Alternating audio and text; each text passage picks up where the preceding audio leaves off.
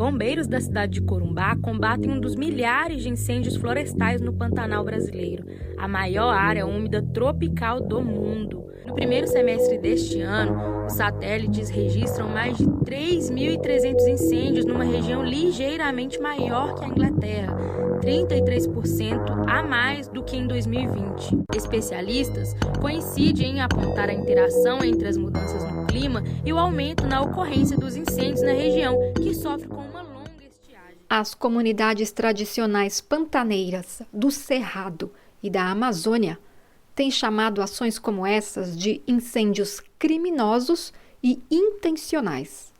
Isso porque os incêndios são fortemente acionados por práticas humanas relacionadas ao avanço do agronegócio por pastagens, plantações de monocultura e a pecuária. Junto com os desmatamentos, os incêndios contribuem também para a emissão de gases de efeito estufa e a crise climática.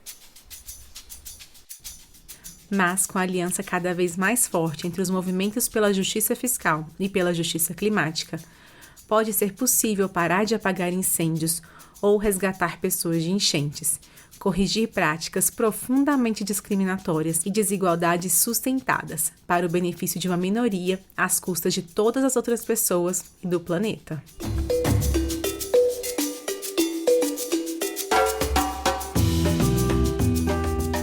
Oi, boas-vindas ao É da Sua Conta, o podcast mensal sobre como reprogramar a economia para que ela funcione para todas as pessoas e o meio ambiente. Eu sou a Graziele Davi. E eu, a Dani Stefano. O É da Sua Conta é uma produção da Tax Justice Network, rede internacional de justiça fiscal.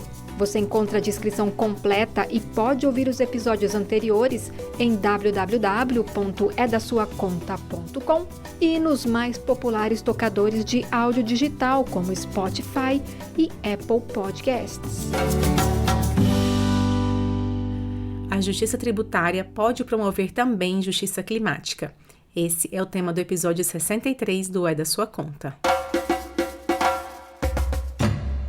Em junho de 2024, a Tax Justice Network lançou um estudo que mostra como os incentivos tributários corporativos corroem a justiça climática.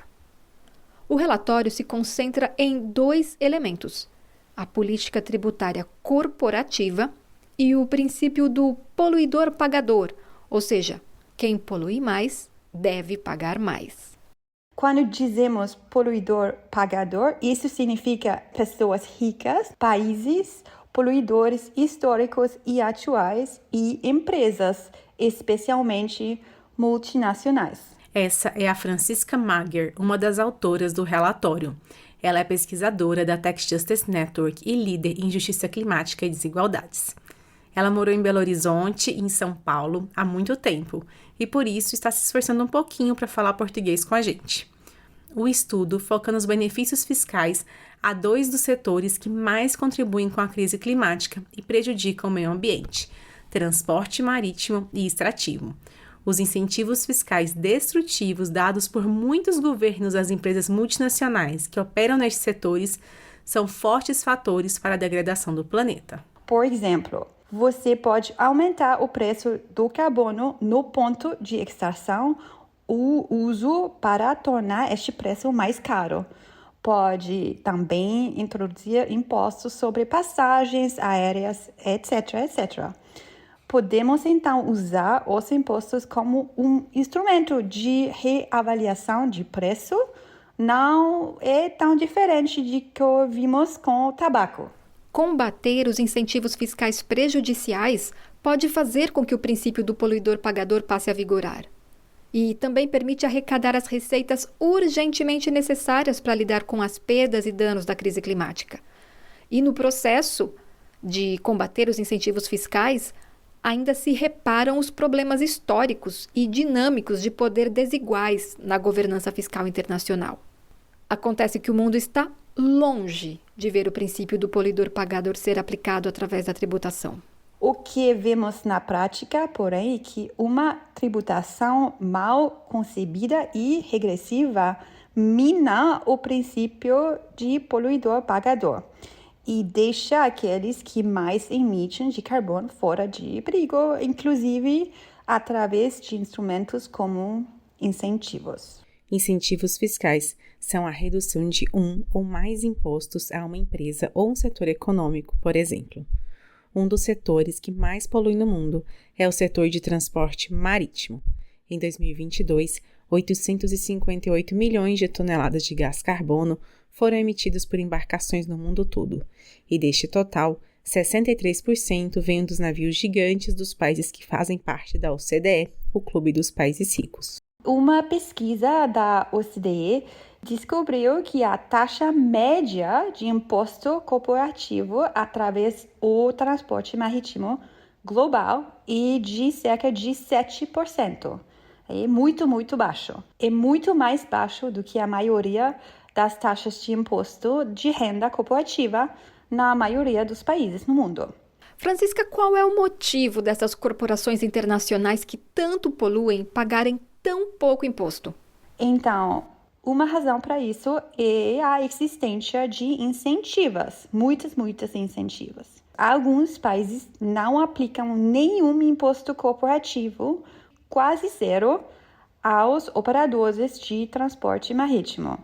Outros países têm impostos calculados com base no peso que os navios podem transportar e não no lucro que obtêm. Multinacionais do transporte marítimo que poluem mais por atuarem no mundo todo com embarcações gigantescas acabam contribuindo com menos impostos do que um barco pesqueiro que atua apenas no próprio país. É o que exemplifica a Francisca. A gente pode pensar em 2 navios ancorados no mesmo porto. O primeiro pertence a uma empresa de pesca local e o outro a uma empresa de navegação internacional gigante, tipo de Hapag-Lloyd, não sei. Então, os 2 navios utilizam a mesma quantidade de combustível para funcionar, mas o navio da empresa local não é sujeito a um regime de imposto sobre a tonelagem. Isso significa que essa empresa local paga uma taxa de imposto corporativo de 35% sobre os lucros obtidos com a venda de peixe. Mas o navio de alto mar, que está registrado num país distante que oferece um regime conveniente de imposto sobre a tonelagem, a taxa de imposto é de 5%. Cada episódio do É da Sua Conta fica cada vez mais nítido que as corporações multinacionais encontram todas as brechas para cometer abuso fiscal. Francisca, quais são as consequências, em especial para o sul global, destes abusos fiscais cometidos pelas multinacionais do transporte marítimo? As comunidades mais vulneráveis ao aquecimento global, no sul global, simplesmente não têm dinheiro suficiente para se adaptarem e mitigarem os efeitos da crise climática. O estudo da Tax Justice Network propõe revisar as injustas e insustentáveis isenções fiscais já existentes às corporações que realizam transporte marítimo internacional. O mínimo que poderia ser feito é igualar a tributação das multinacionais ao que pagam as empresas nacionais de transporte marítimo. O imposto seria sobre o lucro das empresas e não um tipo de imposto sobre o consumo. Os governos no mundo inteiro que não param de dizer aos cidadãos que não têm dinheiro público suficiente. Obviamente, isso não é verdade. Há muito dinheiro suficiente para todo mundo, mas esse dinheiro é, em primeiro lugar, distribuído de forma desigual e, em segundo lugar, a política tributária, incluindo os incentivos, pode reduzir muito mais as receitas públicas já baixas. Se as corporações multinacionais do transporte marítimo contribuíssem de maneira justa com os impostos, o montante arrecadado poderia, por exemplo, ser convertido para a transição de combustíveis fósseis para uma alternativa limpa.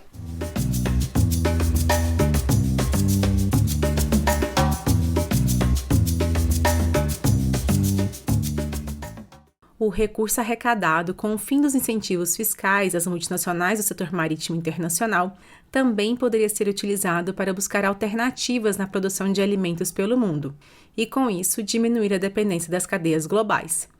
Seria o mundo capaz de produzir alimentos mais próximos de casa e não depender de países que são tidos como fazendas globais? É um mito, uma mentira de que a agricultura industrial do agronegócio é mais produtivo. É mais produtivo de lucro para um pequeno número de empresas e investidores nas empresas, mas não é mais produtivo de alimento saudável, não é mais produtivo de emprego, não é mais produtivo de vida com dignidade, só produz miséria e comida insaudável e mudança climática. Este é o Peter José. Ele é professor de agroecologia num centro de pesquisa do Ministério de Ciência e Tecnologia do México, também professor visitante em 2 universidades brasileiras e outra na Tailândia. Primeira coisa que tem que entender é que a soja brasileira é alimento para animais, para gado, para galinhas, para porcos, produzido bajo condições de confinamento de maneira muito intensiva pelas multinacionais da carne. O Brasil exportou mais de 100 milhões de toneladas de soja em 2023, segundo a Associação Nacional dos Exportadores de Cereais. A maioria destes grãos foi embarcada para a China, Holanda e Espanha e é utilizada como ração para animais. A produção de parte do agronegócio das multinacionais da carne é uma produção intensiva dos animais baixo condições extremas de confinamento, como, por exemplo, os hotéis de porcos de 7 andares ou 10 andares na China, os feedlots de porco, de gado, de galinhas na Europa, no México, nos Estados Unidos, que em realidade tem o efeito de eliminar a produção camponesa e da agricultura familiar de carne do mercado, porque concentram o mercado com práticas comerciais desleais para excluir o pequeno produtor do mercado de carne. A produção dos grãos de soja causa desmatamentos, especulação com terras, além da utilização de muita água e uso intensivo de agrotóxicos, o que contribui para a crise climática. O problema é essa produção de animais confinadas que pratica o agronegócio a nível mundial, que depende de grandes extensões de terras dedicadas à produção de alimentos para animais, sua transporte internacional com grandes emissões de gases de efeito estufa, o desmatamento mundial estão destruindo o modo de vida da agricultura camponesa, porque estão concentrando os mercados de carne, excluindo a agricultura camponesa do acesso aos mercados.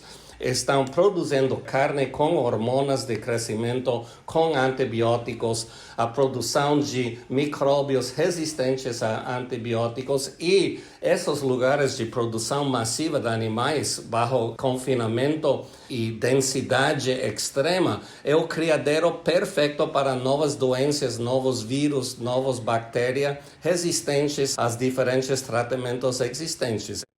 A agroecologia é defendida por Peter José e por movimentos camponeses no mundo todo como uma maneira saudável de cultivar alimentos e criar animais, além de reduzir os efeitos da crise climática. Sem dúvida, uma parte da humanidade consome um excesso de carne, mas isso não significa que todas as pessoas têm que ser vegetarianas. O problema é a forma da produção da carne. Se é uma carne camponesa de agricultores familiares com práticas agroecológicas como pastoragem, como a rotação entre culturas e pastagem, com a reciclagem do esterco animal como fertilizante para as culturas, então a produção de carne pode ser ecológica e até melhor para a mudança climática.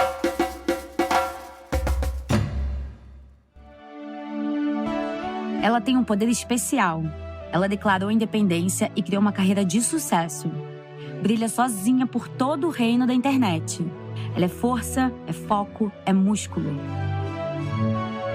Hoje no Prato Cheio, a gente vai te ensinar tudo sobre proteínas. Quais são as melhores proteínas? Qual a quantidade certa e quando consumir?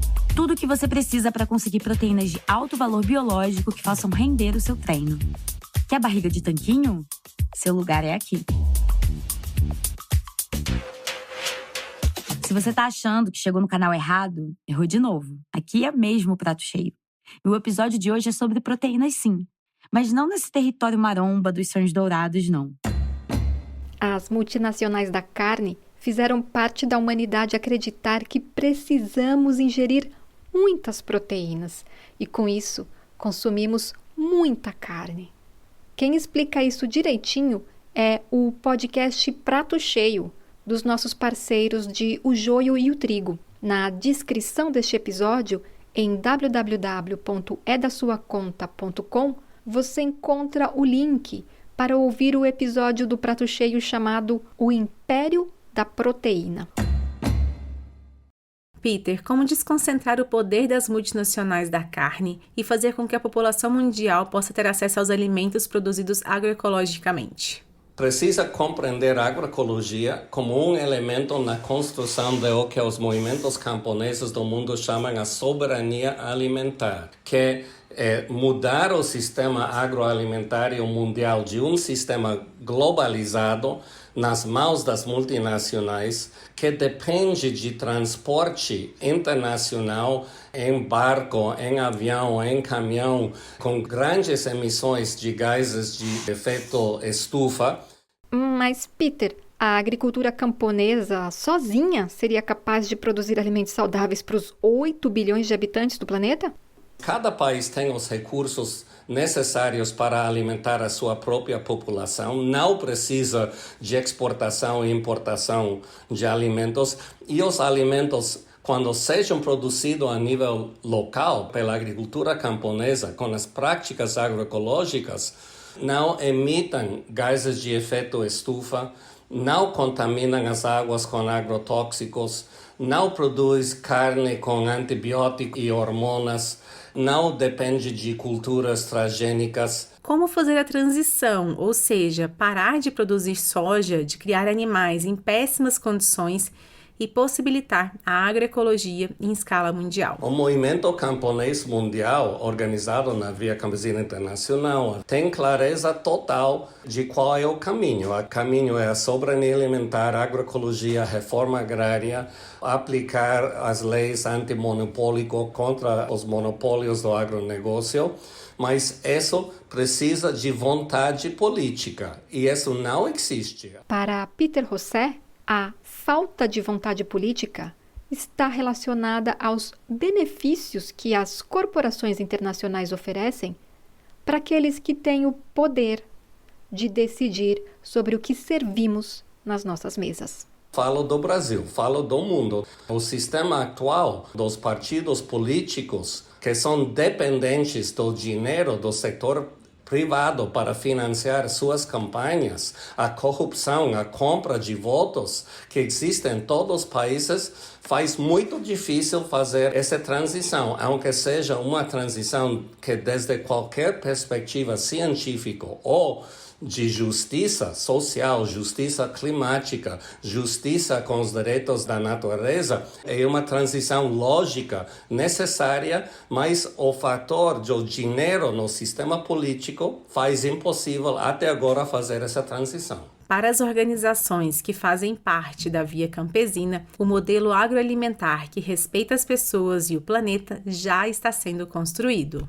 As organizações estão modelando em seus territórios a viabilidade da alternativa, da agroecologia, da reforma agrária, da defesa do território, da produção de alimentos saudáveis, da não emissão de gases de efeito estufa.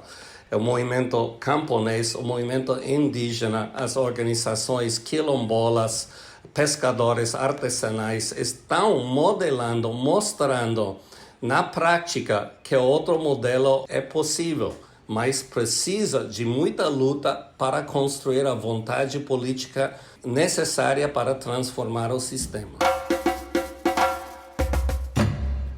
A emissão de gás carbono e poluição causadas pelo transporte marítimo seriam então desnecessárias, segundo Peter José, já que as populações na China e na Europa, por exemplo, poderiam ser alimentadas de maneira saudável pela agricultura local.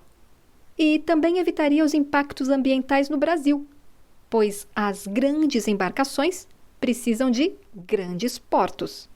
Portos enormes expulsam as comunidades que vivem no entorno deles, como acontece no Pará.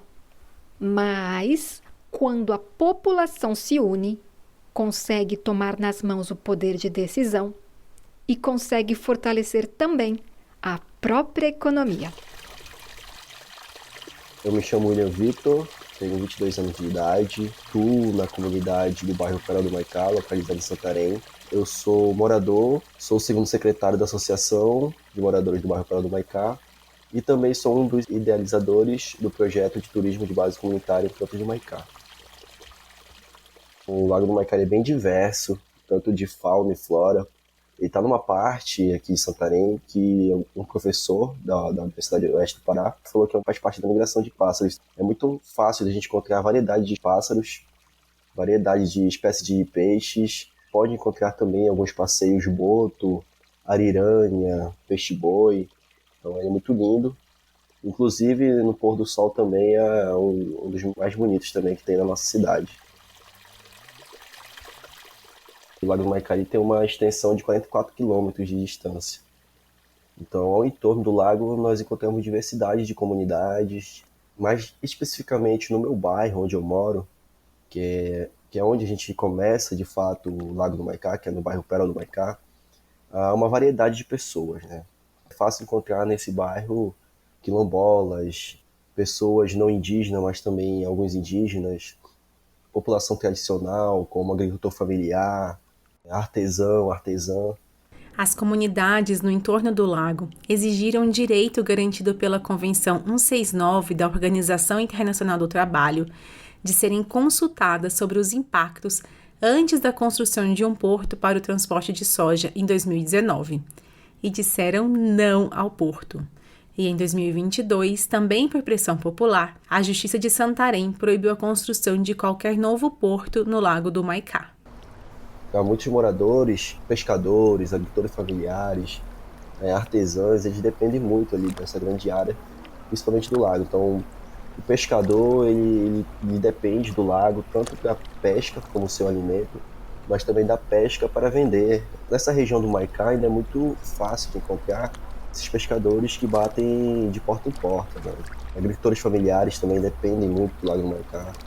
Tem muitos agricultores que são ribeirinhos e eles fazem essa produção no Lago do Maicá, né? E para fortalecer ainda mais a economia local, a juventude das comunidades criaram em 2021 o Encantos do Maicá, um projeto de turismo de base comunitária. Ele é um projeto que vai somar ali com o pescador. O pescador ele tem sua renda da pesca e a gente entra ali com uma somatória, né? A gente chama esse pescador que quer contribuir com a gente, pergunta se ele topa fazer um passeio, então a gente articula com ele e ele vai levando as pessoas, né? Como pescador também se torna um condutor, né, da sua bajara, da sua embarcação e leva essas pessoas para conhecer o lago. Porque não melhor o pescador apresentar o Lago de Maicá para o visitante. A culinária, os alimentos da agricultura e o trabalho de artesãos e artesãs locais também fazem parte dos encantos do Maicá.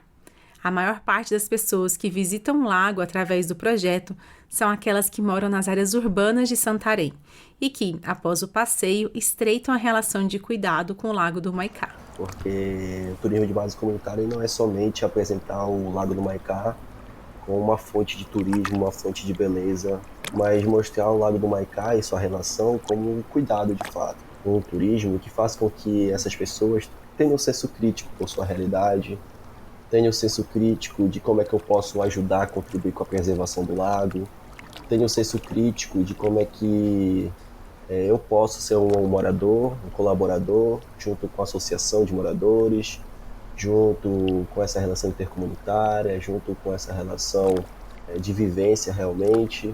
O Encantos do Maicá é um bom exemplo de que a economia local pode ser fortalecida ao mesmo tempo que conserva o meio ambiente.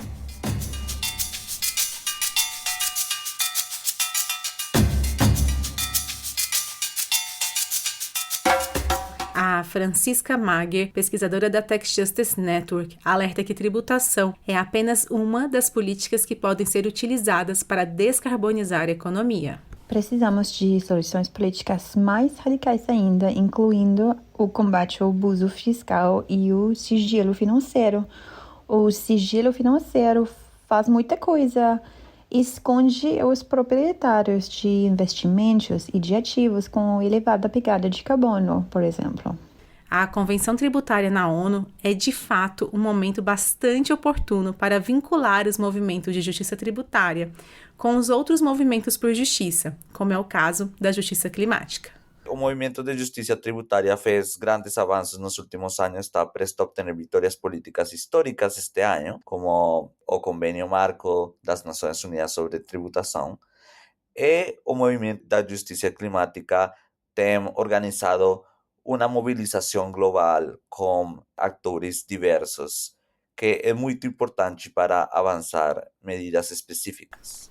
Sérgio Chaparro, líder de incidência internacional da Tax Justice Network. Os sucessos do movimento da justiça tributária, da transparência sobre os lucros e impostos das maiores corporações multinacionais, até uma possível revolução democrática na forma como as regras tributárias globais são determinadas, tem enormes impactos e potencial para o movimento pela justiça climática. Isso porque existe uma conexão entre os poucos bilionários que pagam menos impostos e poluem mais com a grande maioria da população, que vive com baixa renda e é mais afetada pela crise climática. Desfazer essa injustiça, reprogramar nossas economias, tem sido objetivo central de ambos movimentos.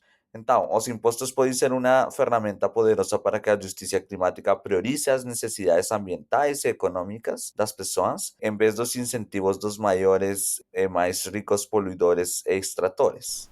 A Francisca e o Sérgio são autores de um estudo lançado em junho de 2023 pela Tax Justice Network, que pode ser considerado um guia para ativistas da justiça climática para garantir uma transição justa na tributação do carbono. Esse documento está em inglês, mas você sabe, hoje em dia a inteligência artificial traduz facilmente para o português. Então, se você quiser acessar, o link para o documento está na descrição deste episódio, que você encontra em www.edasuaconta.com.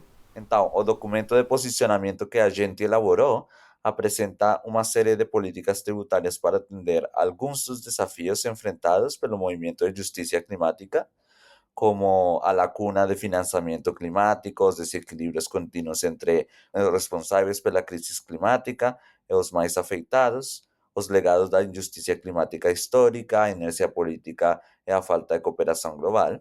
Um dos temas que vem sendo proposto pela OCDE, o Fundo Monetário Internacional e muitos governos é a precificação do carbono. Precificação do carbono é dar um valor monetário a ele e cobrar pela emissão. Um grande risco desse mercado é permitir a poluição, desde que se pague por ela.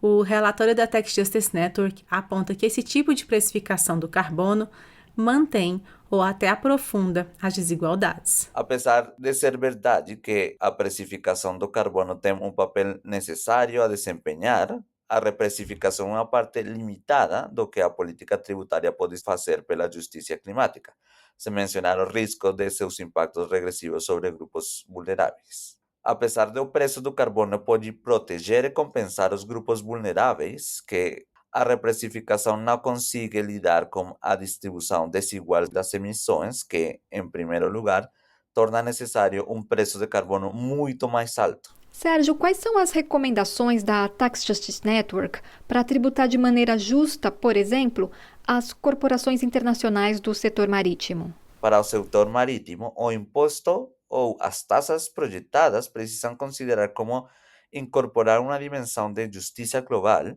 de modo que os países de renda baixa e média possam desenvolver seus próprios setores com um tratamento tributário mais favorável do que, digamos, as empresas estrangeiras que operam em países de renda baixa e média.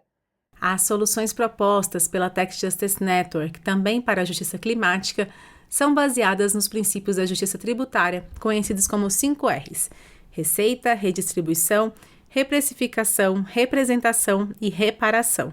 Receita é a forma mais amplamente compreendida de como a política tributária pode ser usada para moldar a sociedade para atingir objetivos comuns, ou seja, aumentar o financiamento público para fornecer os serviços públicos e a infraestrutura de que uma sociedade precisa e valoriza.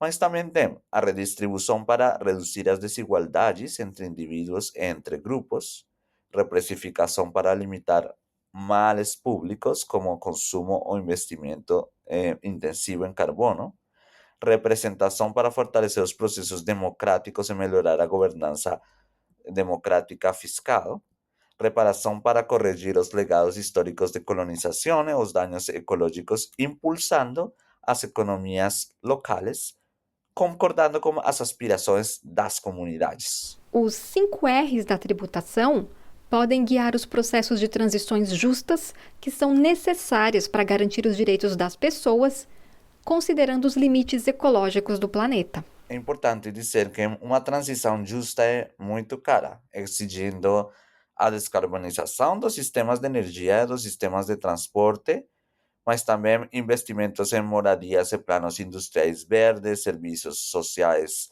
como a saúde e muito mais. Tudo com o objetivo conjunto de descarbonizar e combater a desigualdade. Os custos são significativos, sim, mas são insignificantes em comparação com o custo da inação. É nesse ponto que o valor da justiça tributária para o movimento de justiça climática é mais óbvio. Os próximos 2 anos são essenciais para reduzir as emissões de gases do efeito estufa. Ainda dá tempo de salvar o planeta, segundo o secretário executivo da Convenção do Clima da ONU, Simon Stiell. Para ele, é muito óbvio que o financiamento é central no combate à crise climática. Com países de todo o mundo reunidos nas Nações Unidas para elaborar uma convenção tributária, o momento é o mais oportuno para fortalecer as alianças entre os movimentos por justiça fiscal e climática. Os ativistas pelo clima têm se aproximado de forma certeira do tema da tributação para evitar que regras e benefícios minem um princípio importante, o de poluidor-pagador. Juntos, movimentos por justiça fiscal e climática demandam que a tributação internacional também arrecade receitas para o financiamento climático, para o Fundo de Perdas e Danos e para realizar as transições justas de modelos de desenvolvimento, produção e comércio centradas nas vidas humanas e conservação do meio ambiente.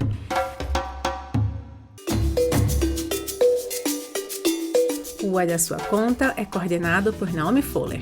A produção é de Daniela Stefano e minha, Graziele Davi. Um abraço e até o próximo.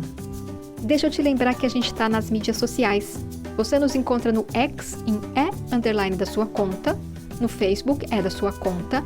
E se você quiser cadastrar o seu WhatsApp para estar na nossa lista de distribuição, envia um e-mail com seu nome e número para info@edasuaconta.com. Te desejo uma excelente continuação de manhã, tarde ou noite. Um abraço bem apertado e até o próximo.